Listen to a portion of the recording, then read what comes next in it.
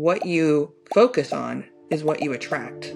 And I've proven it over and over and over again. I run experiment after experiment after experiment. I've gone to parties and I run social experiments where I'm like, I'm just going to sit in one place and I'm going to see who comes to me, and I'm not going to speak to anyone just because I'm kind of curious who saunters over to me and says hi. And what's really interesting is it'll be the person, the one person I need to speak to in the whole universe about a problem I'm working on in my mind. Cyan Banister is one of the most prolific early-stage investors of our time, having invested in SpaceX, Uber, Postmates, and many other companies you've probably heard of. She was the first female partner at Peter Thiel's Founders Fund and now is a partner at Long Journey Ventures. I was interested in having Cyan on the show in order to understand how her consciousness journey has shaped the way she approaches investing and her life. I run experiments over and over again because I like to treat it like science. I mean, I'm not going to have it peer reviewed and I run these little experiments because I'm like, okay, I experienced this phenomenon. Can I repeat it? It turns out you can over and over and over again. And that's what's so remarkable. What's interesting is you got to be careful, one, what you ask for. The universe will give it to you, and it will give it to you potentially in a way that you didn't realize how you asked for it. You were not precise enough. I've had almost all my wishes in my life start to come true or come true. I remember the exact moment in my life when I asked for it. Some of them are coming true now, unfolding 15 years later. Cyan's experimental and scientific approach to human potential has helped her realize that we're more powerful than we're led to believe. I really hope more people delve into this and really realize how powerful we really are as humans. Like, we're far more powerful than we even know. And that's what's really beautiful about it, is there are senses that are unexplored. One thing I was curious to ask Cyan about was whether someone working on their consciousness made them a more or less investable entrepreneur. If anyone is out there that's like, I'm afraid to admit that I'm working on myself and my consciousness and my humanity and things like that, and a VC doesn't value for that and it says, oh great, another burner, or puts you in a bucket, probably not the right partner for you to work with. You want someone who's going to encourage you to do those things and even kind of share with you some of the things we've seen that work.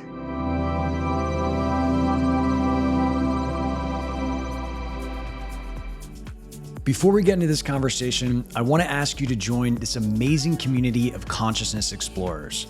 This whole idea of pursuing expanded consciousness and the boundaries of human potential while living a modern life is relatively new, which is why we interview revered masters, teachers, experts, and practitioners to help you on your own journey. To stay up to date on the latest conversations, simply click subscribe below and you'll be notified each time a new episode comes out. I am so grateful for all of your support and comments. I love reading them. Now let's dive into this conversation. Cyan, it's great to see you. Yeah, likewise. Good to see you too. Well, I've been really excited about this conversation because as we've discussed, it's just such a exciting thing to me that people out there in the entrepreneurship and startup and venture world are talking about consciousness, talking about their journey and actually integrating it into what they do every day. And I think maybe where we could start this conversation is when did your consciousness journey get on your radar? Oh, wow. This is a question I've been exploring because I'm writing a book and trying to figure out when did it actually happen. And I think for many of us, at least this is my journey, but I think it's going to be true for a lot of people, it starts sooner than you think. So I think it started in my teenage years when I asked my mother for the first time, why did I exist? Why are we here? And she pointed to a bookshelf, and it was probably one of the wisest things she ever told me, and said, I don't know, but the answer might be in those books over there. And when you're a teenager, you kind of have a, what do you know, sort of attitude about your elders and what they tell you. I'd never picked up one of those books, and I never explored them at the time. I instead was a rebellious teenager, and she was absolutely right, because now I've been reading the books she pointed to, and the answers were in the books. And so, but the question started then. And so I started off and on, I think we go into our mechanical mode, especially if you're in survival mode. You're very mechanical. But also when you're building your career, there's a certain set of stepping stones and things we're looking towards, um, job mobility, upward mobility, all sorts of things that we stop considering that question. And then I think sometimes you have a life event, and for many of us, it was COVID.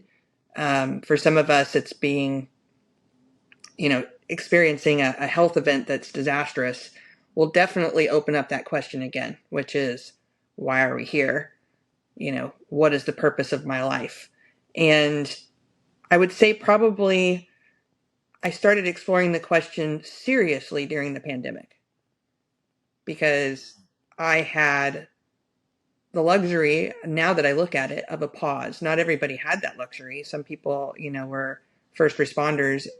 They had the luxury of suffering, which I know is going to sound controversial, but suffering in itself can open up this question and can put you on the path of consciousness.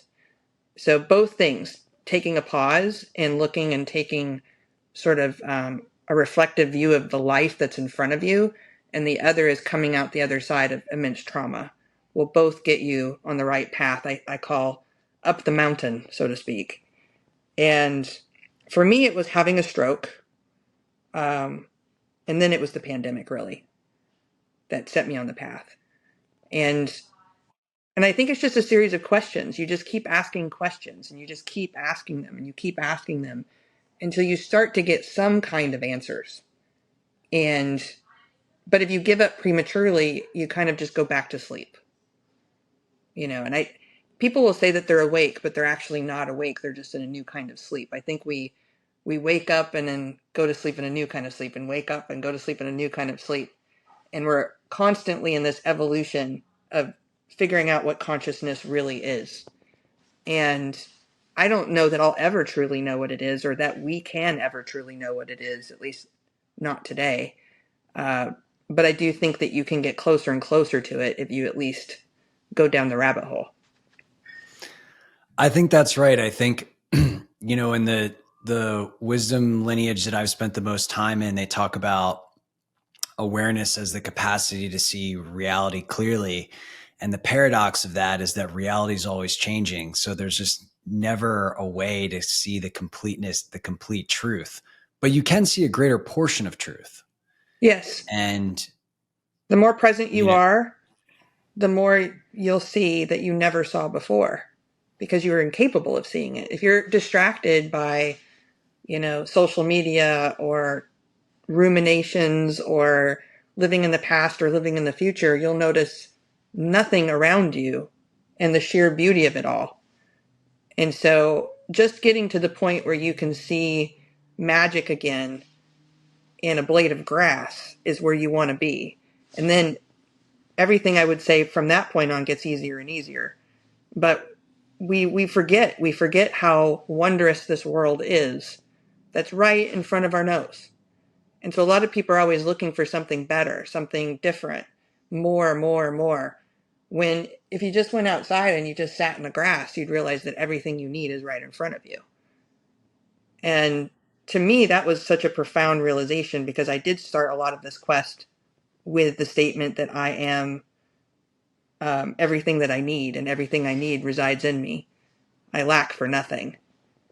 And that also really, really helps me as an investor. It helps me as a person. It helps me as a friend. It helps me in so many ways. And so, I think if there's any advice I have to give to people who are listening is to try to figure out how to be comfortable in the great unknown and how to be comfortable considering yourself as being nothing. Well, I definitely want to talk more about that, but in your path to that, but I can't, it's so interesting, right? Because I find, venture capitalists' job is to go find the next hottest, best thing. You're constantly searching for that, right? And it's just not every day that you hear someone saying that actually you have everything you need. That's in that position. And so how would that world, I'm just curious, like how does that worldview of enoughness, of completeness, that you have made contact with, how has that empowered you in your role? Well, it's really, really put into focus what I care about and how I spend my time, and I'm not perfect at it by any means. I'm still working on discernment around how I spend my time. But, I always want my time, and I joke about this, and it's become sort of a mantra at our fund, but I try to compound wins. Win, win, win, win, win. And so, it's not enough to invest $1 in something, but what is that dollar doing? And where does it come from? So now every dollar I invest is not just my own. I'm also investing on behalf of institutions, institutions that are hoping to solve cancer, institutions that help send kids to school, institutions that help exploration of our planet, uh, exploration outside of our planet, and so if I'm successful and those returns come in, they don't just go to me and enrich my life, they enrich other people's lives. So a lot of people are like, why have a fund? And that is a valid question because I, on my own, could operate on a fund level just with, my resources. But when you combine resources, that's when it becomes powerful. And then you work with people who their careers are just starting out, they're emerging. And you put your firepower behind them and your belief behind them. And so you're helping other people rise as you rise. So that's a win, win, win. So now we've got 3 wins. Then you help an entrepreneur who has a dream that all they need is the firepower of capital to be able to take off if that dream is realized. And then you've had another win. And if that person becomes successful, they might be able to invest again back into the ecosystem, and maybe you help teach them the way of what venture capital could look like. You add another win. When they have employees that go on to become alumni and start companies of their own, more wins. And so when I think about what I do, I think about the rippling effect of every dollar that I put into the ecosystem. How many wins do I think it's capable of achieving over its lifespan? Rather than just, I put $1 in, I get, 30 back. I put $1 in, I get 30 back. That's one way to look at it. But another way to look at it is, and it's so exciting to do what I do now because I'm so hopeful. I'm so, I show up to the party more energized than I ever did before because I look around and I'm like, look at all the wins that are compounding. And I think it's important to do this without an expectation of any return. Because even if the company fails, you're still creating jobs, you're still creating opportunities, you're still creating a place where people can dream and think about the future in a new way. And that alone has a rippling effect. One of the things that VCs have to think about is 9 out of 10 companies that we invest in fail. Now, obviously, we'd like that batting average to be much higher. We'd like, maybe 8 out of 10 to fail. And 2 to be fund returners would be an extraordinary outcome. And so a lot of founders need to, really realize that a professional investor knows this. And because we know this, the psychological toll of failure should be less on them. It should be more that they gave it a shot. They gave it 100%. I will never, ever, ever be upset at somebody who gives something 100% effort and it fails. Because it's better to have tried and failed than to not try at all. And for me, that's a win because, I've seen companies, including companies that I started on my own, that failed. But what they did is they opened up the world for someone else to succeed. And so I think part of it is I work really, really hard. And these conversations like the one we're having are so important because they're reminders of why I work hard to try to destroy as much of my ego in this whole equation as possible. I think there's this feeling that somehow investors are so smart or so prescient or we know the future, we have our, finger on a crystal ball or something like that, and that's what gives us the Midas touch. But that's not true. It's not true at all. There's a lot of luck and circumstance and relationship building and how to be a good human being and all sorts of things that go into it. And so for me, the more I remove my ego from it, the more magical it becomes. And sometimes the right founder just shows up on my doorstep. It's a lot less hard than you think. Now I get to dream about what kind of world we could all live in. And then magically the person just appears. I don't know how that works, What do but it you works. what do you attribute that to? The All right. relationship If we want to get a between. little woo woo, Let's if get we want to woo. get a little, let's get woo. Let's get a little woo here. Because I think that science will eventually back up some of the phenomenon that people are experiencing, especially right now. Ever since what I call the great pause, which is COVID, more and more people are coming up to me saying that they're experiencing things like synchronicities. They're experiencing things that what scientists like to call coincidences, but at an alarming rate that just really sticks out to their pattern matching sensors. And they're like, I'm starting to think about somebody and that somebody calls me. I'm starting to walk down the street and I make a decision to turn left and I run into somebody I just thought about the night before. And this is happening more and more and more. Now, how it happens or why it happens, I have no idea. But I can tell you that what you think about, what you focus on, is what you attract. And I've proven it over and over and over again. I run experiment after experiment after experiment. I've gone to parties and I run social experiments where I'm like, I'm just going to sit in one place and I'm going to see who comes to me, and I'm not going to speak to anyone just because I'm kind of curious who saunters over to me and says hi. And what's really interesting is it'll be the one person I need to speak to in the whole universe about a problem I'm working on in my mind. And so tell me how that works. And so I think I would suggest to everybody to relax a little bit more and try a little bit less and trust a little bit more that maybe, perhaps there's something bigger than all of us that binds us all together, or there's a collective subconscious or something that's going to be explained scientifically someday. And so it might just be natural instead of supernatural. But regardless, it's happening. And I know I'm not the only one. And so that's why I've started speaking up about it. I started, if nothing else, it's poetic. It's beautiful poetry. When you start to notice like these ways we're connected and these things that happen that our human minds are just so uniquely equipped to find. But you really, really have to be more present and you have to be more in tune and more aligned to this greater cause that we're all a part of. And as soon as you get in touch with that, all of a sudden everything just becomes easier, and there's just not a lot of effort that you have to put into much other than to show up every day, being willing to be present and to be authentically yourself. And to me, gosh, is there anything better than that? So Beautifully, beautifully I can't said. turn back on this. Like, this is like my calling in life. And now I'm just even pumped up talking to you about it. Hell yeah, I love it. And it's such a fascinating experience because I mean, one, it just goes against everything that we've been conditioned to believe.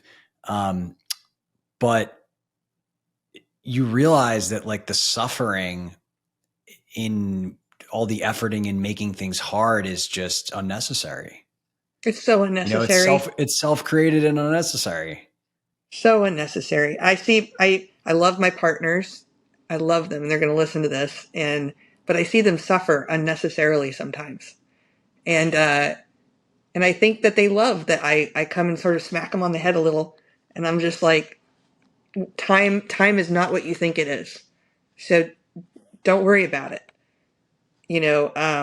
Because things seem so upsetting in the moment, but we don't know how it plays out ultimately in the end.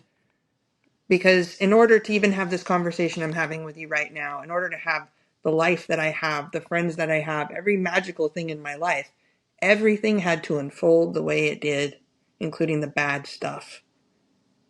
And the sooner we realize that, the sooner we start to realize we just can't fight it. It's like you just have to become kind of like it. You have to be, they always talk be like water, but it's true. Be like water, you know, and realize that, I mean, there's a fable, I'm going to misquote it, but I love it. And so I'm going to tell you my approximation of it in my mind. But basically, there's a guy whose son um, doesn't get recruited to go to a war because he fell off a horse and he broke his leg.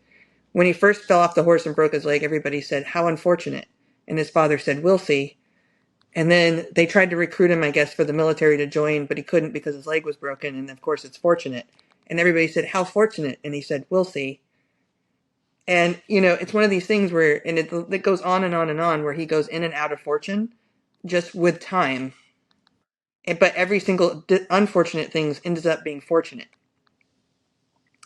And as soon as I started realizing that too, I started realizing, gosh, every loss that you have in venture, every failure you've had as a founder, everything is just a doorway to a new opportunity. Mm. You know, I There's made better deep. business decisions because of my failures. So they're almost That's necessary. right. I actually believe that, just reflecting on my own life of being kind of like a type A, hard charging, anal entrepreneur to being someone now who's just been immersed in this consciousness journey. It's like, I needed to go through that so that I could contribute. And Mm-hmm. I think there's this underlying intelligence that seeks, all of our evolution and the collective evolution simultaneously. And in order for that to occur, it's kind of like you have to go through these requisite things to make the whole better. There's no other way. There's no other And I way. find that to be a very empowering way to look at things. Yeah. And I know it can sound trite coming from someone who's seems like a person who's in a position of privilege, but you know, I do think that let's just go through a thought experiment. You know, consciousness obviously sets us apart from the animal kingdom. But at the end of the day, this flesh suit that we're in is still an animal. And I think there's a duality. I think consciousness is almost like the eternal light that we are.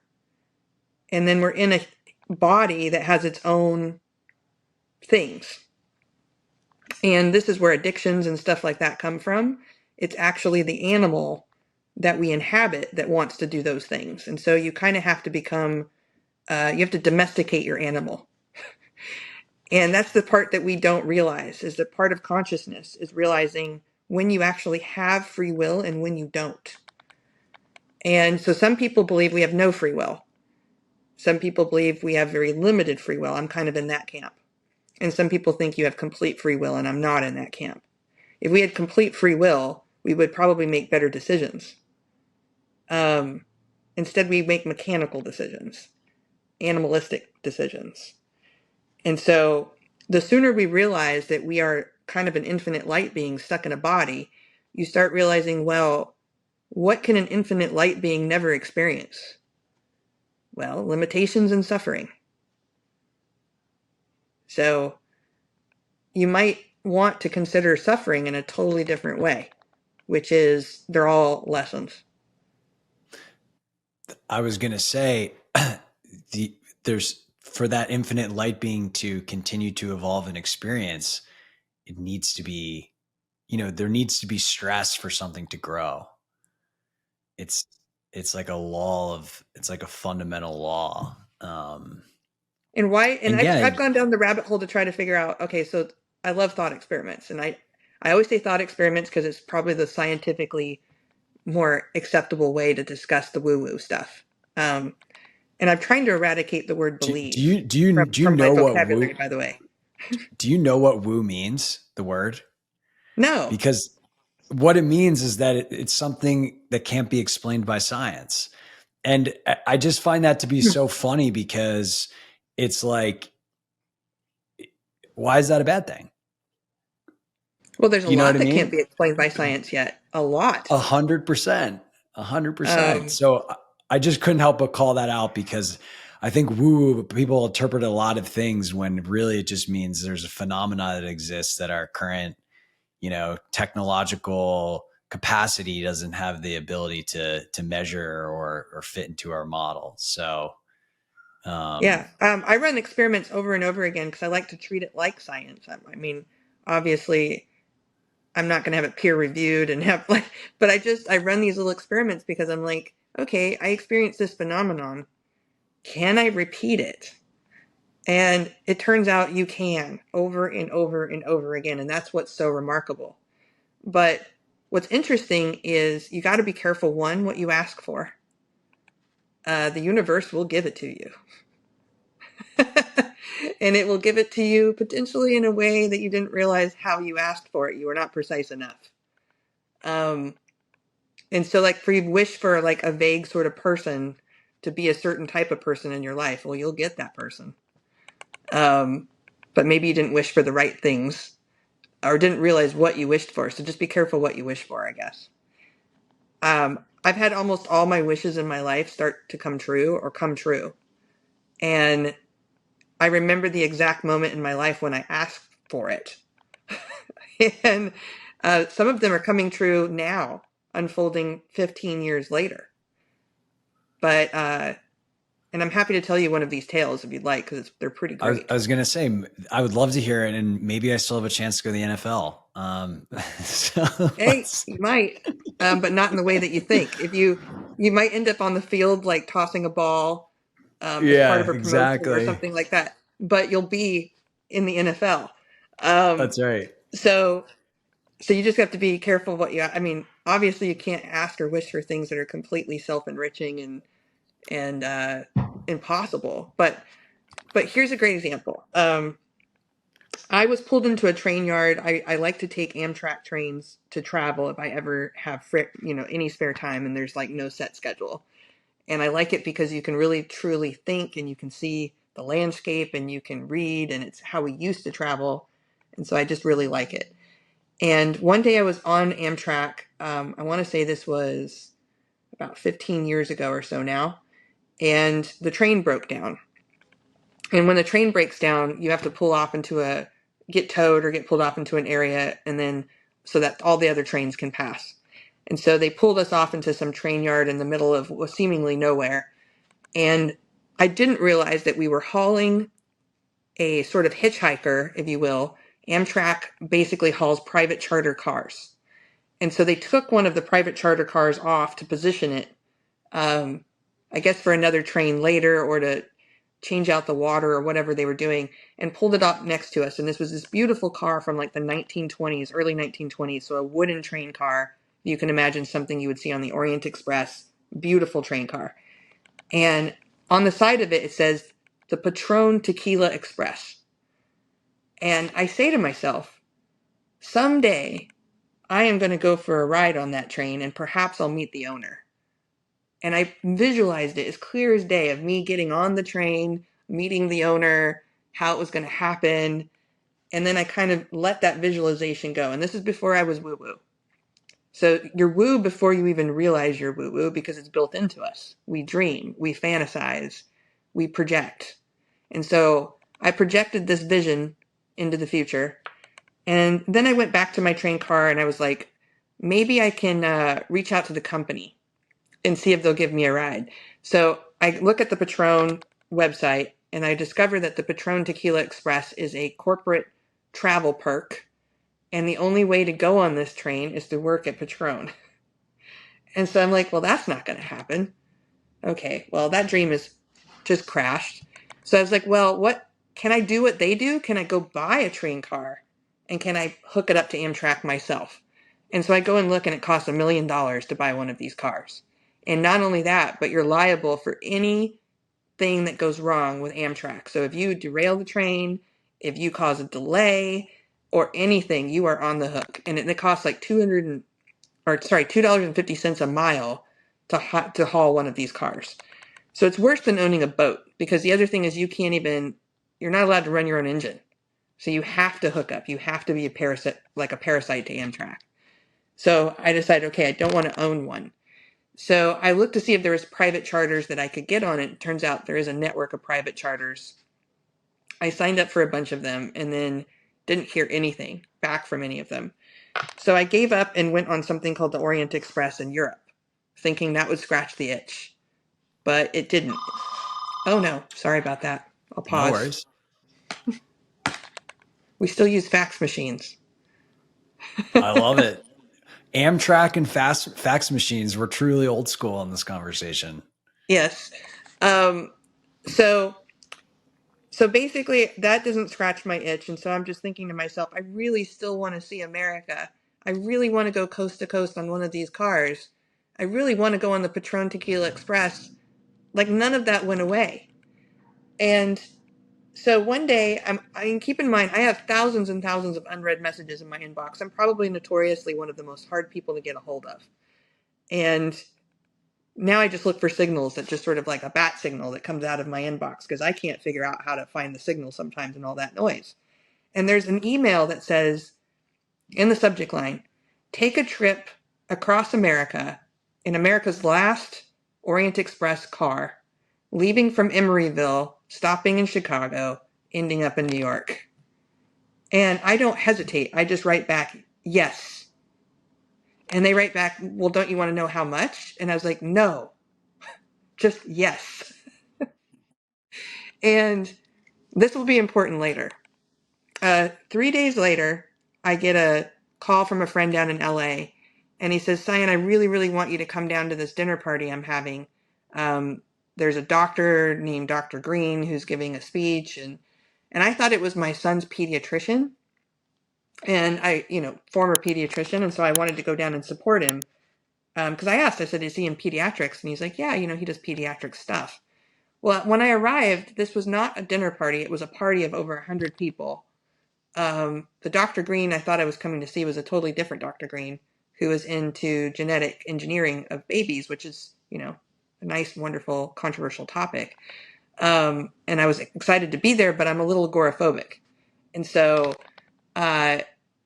which is weird given my role and who I am, that I can get kind of very overstimulated by human beings. And so I immediately turned around and was about to leave when someone tapped me on the shoulder, and it's the wife of the person who was throwing the party. And she said, Cyan, I really want you to meet a friend of mine. And I said, oh, okay. And so she leads me over to this table, and there's a gentleman sitting there. And she said, this is my friend John, JP is what they call him. And so JP looks at me and he goes, well, what do you do? And I explained what I do. And I was like, what do you do? And he said, well, I started Paul Mitchell Hair Care Company. I was like, oh, yeah, I recognize you from the television commercials. You're the guy with the wife from the 80s. And he's like, yeah, and I own Patron Tequila. And I had a drink in my hand and I just drop it. And I'm like, this is my moment. This is it. And so I said, do you own a train car? And he's all of a sudden looked very sad. And he said, you're not going to believe this, but I accidentally sold it 5 days ago. And I was like, how do you accidentally sell a train? Well, it turned out some guy showed up, told him that his family had built the train car and wanted it back for his family and asked if he could lease to own it. And in that time, JP and his company could continue to use the train car because they would work out some sort of sharing arrangement. But ultimately, the train car would belong to this new gentleman and his family. And then 5 days before I met JP, he shows up with a check and pays off the whole thing in full, which JP was not expecting. He thought he could Wow. have this timeshare Have sort it of for a weird little bit. arrangement, Yeah. the rest of his life. So he was like, but perhaps, and he says it just like this, perhaps I could introduce you to him and he could take you for a ride. So see how that visualization and that dream became reality, almost word for word. And it wasn't lost on me in the moment. I thought, that's about the most magical thing. Wow. Just wow. And, I mean, that's it, unbelievable. it It's really an is a wake-up unbelievable call when that story. starts to happen. But it happens to me over and over and over again now. And I can't explain it. And it's just, when I tell my scientist friends about it, they're like, well, you're just an open person. You're open to possibility. You're an artist. You think in poetry anyway. And so you see the poetry. But I don't think that's true. I think the open person is true. And I think we all can experience these things more rapidly if you become more open and you get rid of more ego. but at the same time, I can't explain the phenomenon of it. It's like, how does that even work? I clearly attracted, or he attracted me to each other. But how and why, I don't know why. I hope you're enjoying this conversation so far. If you like what you hear, let me know by clicking like, subscribing to the channel, and responding with a comment around something that you found interesting in the conversation so far. In addition to these videos, I do a lot of writing on the exploration of consciousness and my own personal revelations in my newsletter called Consciousness: The Doorway to Human Evolution. To receive these updates and more, all you need to do is simply head to the link in the description below and you'll be added to the community of 20,000 plus consciousness explorers receiving weekly ideas and inspiration in their inbox. I look forward to hearing from you there. Now let's get back to the show. I think at a high level, we as humans have many unlearned gifts. We have many potentials of our consciousness that are not currently acknowledged or recognized or intentionally developed by our systems and in our society. And as to how like the mechanics of like how this worked perfectly with your dream and it actually happening in reality, there's lots of different reality interpretations that might account for that. But I think at a high level, like what you're pointing to is there is a phenomena that you experienced of visualization that coming true that many people have experienced that for whatever reason is not talked about and not explored and not cultivated intentionally in a lot of Well, I people. think And it's I think because you it's just sound a real crazy. shame. And I mean, people feel crazy when it happens. I certainly did. People will tell you that it's crazy. They'll tell you that it's just a strange coincidence, not to put too much, thought or feeling into it. And it's true, we shouldn't hold on even to revelations. But at the same time, like we need to be able to talk about it and talk about how it's happening. And the interesting thing is the more I talk about it with people, the more it increases to people around me. They experience similar phenomenon. And so I think there is something to speaking about it that actually causes people to notice them more. well, that's the funny thing about synchronicity in my experience. And I think this is just awareness in general, is that these things have always been happening, but you just didn't see them. It's like our vision was like this little like microscope that just kind of hasn't zoomed out and seen the big picture. And I guess there's 2 points of view. One is that all of a sudden you've changed, you're creating synchronicity, or the synchronicity and the interconnectedness has always been there and you just couldn't see it. The latter, Yeah. in my opinion, seems to be, I don't know, more accurate for me. Interestingly, when I saw that train car and I made that statement to myself, I had a knowing, like a knowing that it was going to happen. Like it was a certainty. It was so strange. And I remember thinking about how certain I was that I was going to meet the owner of that car, and perhaps he would take me for a ride. And the way that he told me that, I was just, and of course, it's not a magical moment for him, and so I look like a crazy person. Well, I think you're also pointing to like why. So one of my teachers told me that alluded to something similar to what you described one day, where she's like, the universe is a is a delivery system. It gives you what you ask for. But the problem is that a lot of the things that you're broadcasting exist subconsciously.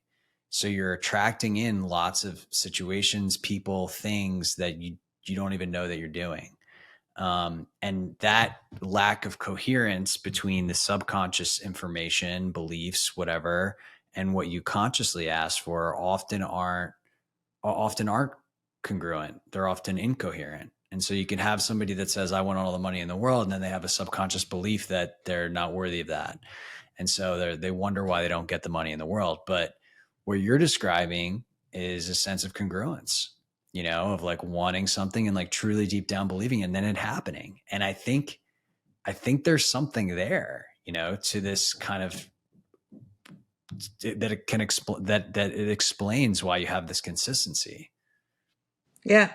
Yeah. And I really hope more people delve into this and really realize how powerful we really are as humans. Like we're far more powerful than we even know.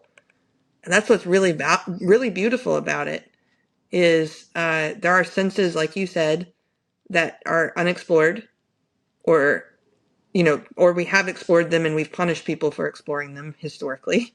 If you look at history, when people become more independent thinking and start to realize like that they don't need a lot of the things they thought they needed, well, that's an uncontrollable person. And when you can't control people and they start to govern themselves and they're peaceful and they can't be bought and they can't be persuaded and they can't be all of these things, well, that's a nightmare for some. They don't want that. And if you look historically at religions trying to suppress this stuff, um, governments Yeah, trying to suppress it, it's crazy. it's crazy. Uh, I historically I've started looking at like the Druids, for example, in Ireland, were driven out by organized religion, and we celebrate it on St. Patrick's Day. And it's one of these things that That's what always the St. irony Patrick's hits Day me. is. St. Patrick was a person who, when they talk about they drove the snakes out of Ireland, the snakes were Druids. It was the native language, the native practices, and the native people. And we had a very, very rich culture, one that was congruent with nature.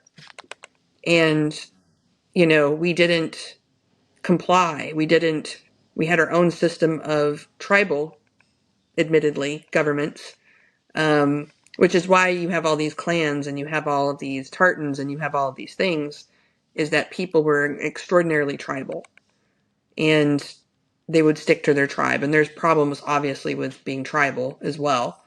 But the church came in and said, no, we need you all to be unified. And you can't be warring amongst each other, which tribes will do. And so we're going to basically eradicate your belief system. And they did more mushrooms. They did more, things like that. And psilocybin has been around for quite some time, obviously. And monks and various different people have done psilocybin throughout history. But organized religion has sought to eliminate over and over again the use of these medicines, which emerge in multiple different cultures, like ayahuascas and all of these things that emerge in different cultures have been tried, people have tried to stamp them out over and over and over again because it leads to this type of thinking, because it leads to your senses coming online and you being able to tell what the bigger picture really is. And Yeah, it's far out. I mean, I remember learning from a European friend that there was a rich culture of shamanism and psychedelics in Europe. We always think about South America, Central America, but the truth of the matter is that existed in Europe in many places, but that basically the church shut it down, and that the fact that it's so far away from Europe is why that's the place that we think of today when it comes to these substances. yeah, many of the substances like mushrooms, highly cultivated in Europe, highly used by monks and even organized religions for some period of time. And but when you have people who realize that if we're just kind to one another, if we're just in service to one another, if we can just eliminate our ego, if we can have our own relationship to what we think God is, that's what they want to control. And that's why they were like, no, you don't get to decide what God or the universe or what your truth is. You have to believe what we say it is. And if you don't, then you're a heretic and a witch and all of these various other things. We've seen it play out over and over and over and again in history. And, luckily we live in a world right now where psilocybin is on its way to being legal. Unfortunately, MDMA, the FDA ruled against it being used medicinally, which is such a tragedy.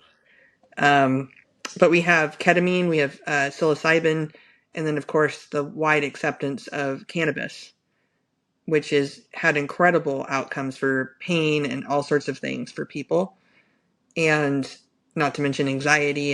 And yes, there are downsides to it, just like there are downsides to everything. It can increase things like some mental health issues are exacerbated by marijuana.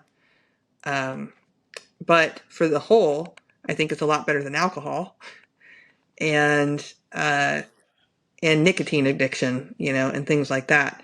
And so, I would love to see, as an investor, I've invested in the space. I invested in MindBloom, which is a ketamine remote prescription service that helps people with PTSD and depression.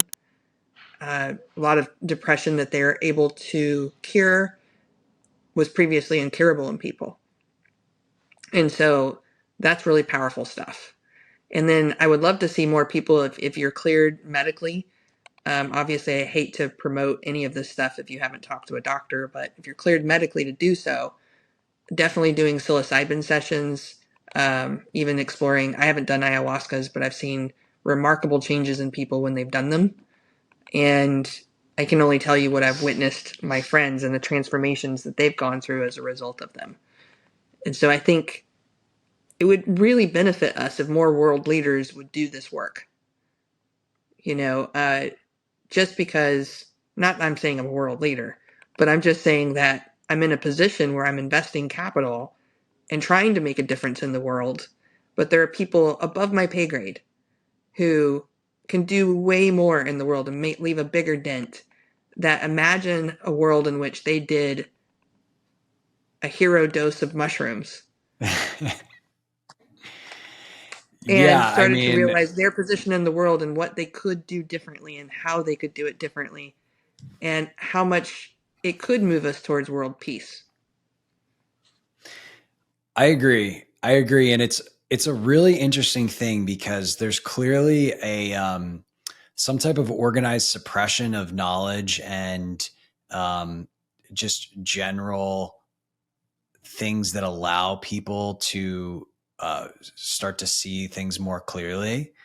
And I don't, the here's a woo conspiracy thing is there's kind of two schools of thought. There's the just this is actually occurring due to ignorance, like people are just kind of so deeply in an egoic state that they just generally think what they're doing is the best thing for the collective, even though it's clearly not, by doing things like suppressing this information. An alternative viewpoint is that there's actually a collective effort to keep humans enslaved and to keep to basically hoard all of the power to a group of elite people. Mm-hmm. And I don't know, I don't So know what I the believe in answer that. I mean, is. oh, I hate the word believe. I suspect that's true. Um, I think that every yin has a yang, every yang has a yin. Mm. And so while there's the light side, there is also, and I hate to use the word darkness, but there is a less light side um, that does seek to control because if you, like I said, you attract what you believe or what you think or what you're ruminating on. And so if you're sitting there thinking about someone's destruction, there is a power in that. And it's as equal of a power as the light power of you thinking of that person's uh, the opposite of destruction. So, like if you thought of your enemy and you really hoped that they would live a long and prosperous life, that they would find love and happiness and forgiveness and all of these things, that is really, really powerful, and it comes back 10 times fold. I truly, truly suspect this. And I've experimented with it and I've seen it. But if I sit there and ruminate on their destruction, there is a power in that too, but it's temporary, and you will achieve destruction, but you will also get the negative force 10 times fold back on you. And so there's a cost to every action. There's a reaction. And when you see people out doing what looks like evil, you only get away with it for so long.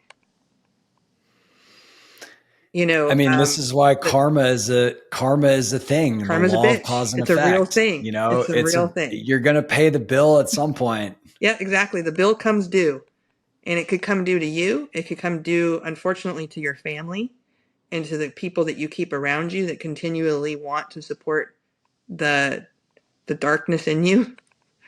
Because maybe they get high off of it. Maybe they get residual effects. Maybe they get monetary benefit. Maybe they get who knows what they're getting out of being uh, an energy vampire to darkness. But clearly, people get something from it.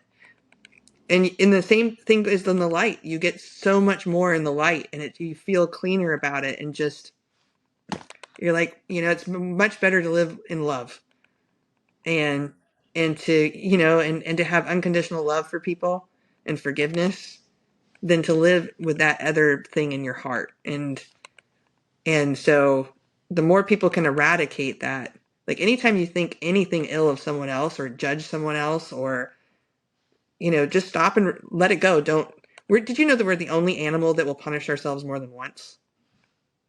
Like, there's no other animal that sits there and self punishes over and over and over again for making a mistake. Like, we're the only one.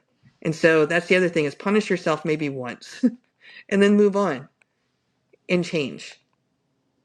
That's the biggest part, change. But we don't need to sit and like ruminate over this one mistake we made for the rest of our lives, because it's gone. Quite literally gone. So just move on to the next one and try not to make another mistake like it again. And, if we can eradicate that part of ourselves, and it's a process every day, you get closer and closer to understanding what consciousness is truly all about and why we have it and why it's so special. It's so incredibly special. It is. It is. And I think the journey of realization is also just the best. It's the most, like, building companies, investing, all these things are really cool, but man, discovering more of yourself and reality is just, that's where it's at least for me. Yeah, same here. Same here.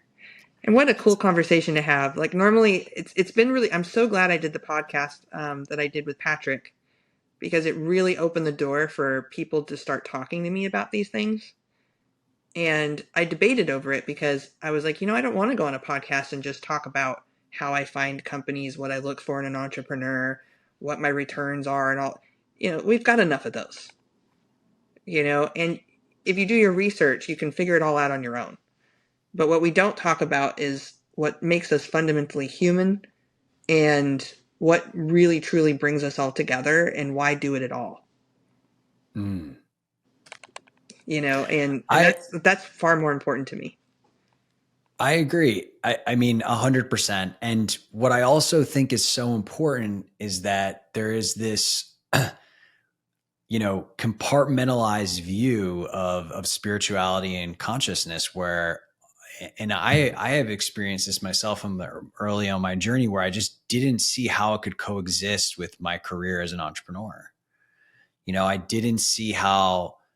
I was like, yeah, okay, cool. Maybe this will help me be a little bit more calm, but like, what else? What else is there? And it's so, I think, important for leaders like yourself that are kind of leading the way in some of these professions. Like, I imagine a lot of people are like an investor. Well, how could giving people money, like making money, there's all these just bad ideas out there and concepts around what consciousness and spirituality and all of this stuff means. And it's time to break those molds, and people like yourself are the ones doing it, that have that distinguishment of being successful in the world, having the conventional traditional success, but then also having this completely other dimension that they bring to it, that more and more people are starting to see. Well, I'm looking forward to it.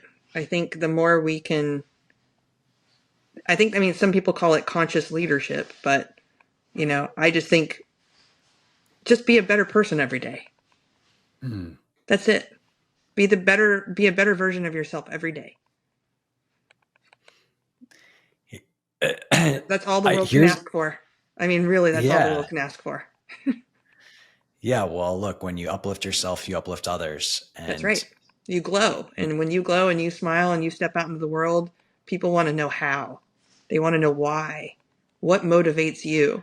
And it becomes addictive and they come to you. And what happens is you don't realize it, but suddenly you become the teacher. And then you get students. Um, we're all leaders, whether we like it or not. There's always someone observing us. And so every time there's a set of eyeballs observing you is a moment that you can set an example for someone else. And that includes, picking up a piece of trash. That includes handing a stranger a granola bar, not a candy bar, hopefully, but a granola bar or something like that. Maybe a candy bar. Maybe that's what they need. But every moment that you're being observed is a moment where you're a teacher. And even if you don't want to be, I've got people who tell me they're reluctant heroes, but they're heroes nonetheless, and they are heroes whether they want to be or not. And every one of us has that responsibility every single time we step out the door. And I think if I were to part with anything, would be to become aware of yourself as the teacher that you are, and that there are students all around you, because it's a that's a responsibility. that's a very powerful idea. And as a new parent, I definitely feel that. um, there was one question I wanted to ask you that someone, actually a younger venture capitalist, asked me recently. He asked, does someone going on their conscious journey make them a more investable person or not? Um, because there tends to be, like, I've seen investors who are like pretty excited about investing in the type of people that clearly have a lot of trauma. They're going to work into themselves to the bone until they reach success. That is an archetype. And then I've seen friends who, when they learn to love themselves, maybe they're a little bit more balanced in their life. So I'd be curious to get your perspective on Hmm. that relationship, if any. So I think for the right venture fund, then yeah, you're a far more attractive person. And for us at Long Journey, we look for people who are trying to become their best version of themselves. And if the best version of themselves comes to us and ultimately says they can't do it, we've had those discussions. If they're just like, wow, I thought this is what I wanted, but it turns out I did some soul searching, or I had a family member who died or something like that. This is real life stuff. And for us, we even have retreats where we do breath work, where we do we like to say we're not woo woo, but we're woo. We're one woo. Because that way people don't feel like they're joining a cult. Um, but we do a lot of exercises that I think a lot of other VCs don't do and don't journey into. And part of it is we really do believe that this self reflection, that this looking inward before you look outward, is an important part of leadership. Because if you don't set an example as a teacher, what are you setting an example? You're telling all of your employees to burn yourself out and you're expendable. Entrepreneurship is a mental game. And I don't think that the NBA would treat its players like that. They get them the best coaches, the best people to try to, make sure that their longevity is there, but their mind has to be in the game too, and their home life has to be just right in order for them to perform at the best athletic levels, right? And so they actually do think about all of these things. There's a tennis player, his name is escaping me right now, that just won a gold medal in the Olympics. Yeah, he is a great example of someone who prizes mental health and puts it at the forefront. He even invented a machine for meditation just so that he can get in this alpha state every day for hours a day. He stretches, and all of this, he says, is more important than the time he has on the court practicing. It's the mental part. And so, why don't we treat entrepreneurs the same? A lot of the game is incredibly mental. And if you burn them out, how are you ever going to get to the ultimate maximum value, the terminal value of that company, which, can take 10 to 12, 15 years for someone to achieve something legendary? It's a mental game. And so if anyone is out there that's like, I'm afraid to admit that I'm working on myself and my consciousness and my humanity and things like that, and a VC doesn't value for that, and it says, oh great, another burner, or puts you in a bucket, um, probably not the right partner for you to work with. You want someone who's going to encourage you to do those things and even kind of share with you some of the things we've seen that work. We provide ketamine therapy to our partners as a benefit. Um, and that's probably something that's very weird that a lot of VCs are not doing, but we also invested in a company that does this. And how else are we going to talk about it credibly if we as partners haven't done the therapy ourselves? And so there's things like that that you should look for. And so I think we're not the only venture firm like this. There's other ones. And so I would just definitely look at what they're talking about, how they carry themselves in the world. Do they seem to care about these same things? Can they recommend books to you about the various types of meditation and things that they're doing? And if they can't do that, then obviously don't get wed to them, because that's an investor entrepreneur relationship is a little bit like a marriage. Well, I deeply appreciate that perspective. And, the other thing I'd add is that, at least in my opinion, the consciousness journey, it's not just about additional mental health. It's about seeing reality clearly. And part of that is realizing these unlearned gifts that you're talking about and experiencing. And these can be, it's like you have a bag of tools. And then as the awareness expands, your toolkit grows and you can pull from all more and more and more different places that you previously didn't have access to. And guess what? Things don't have to be as hard when you have more tools. To me, it's like there is actually a very positive relationship with the evolution of consciousness and awareness and your capacity to create in the world that I just am excited for more and more people to begin talking about. Yeah, likewise. And thank you for having this discussion and for opening it up. I mean, it takes bravery on both sides.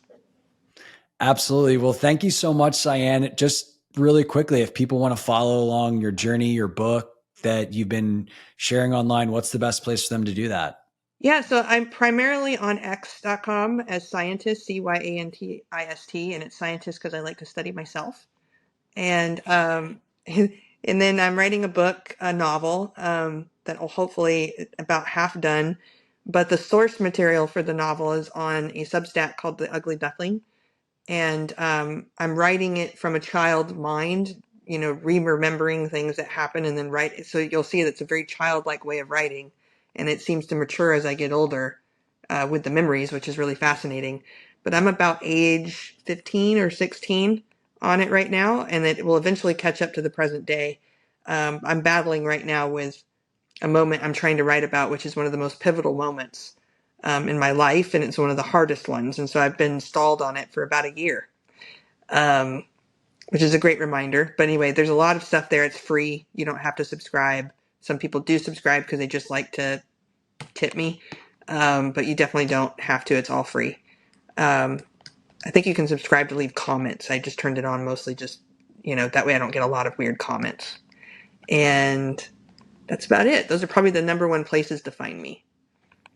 Cool. Well, I'll make sure to link those out. And yeah, thanks again. This was just a real pleasure and an honor. And I'm so excited about, what you guys are doing at Long Journey and your approach to investing in entrepreneurs. I think it's great and setting an amazing example. Awesome. Well, thank you.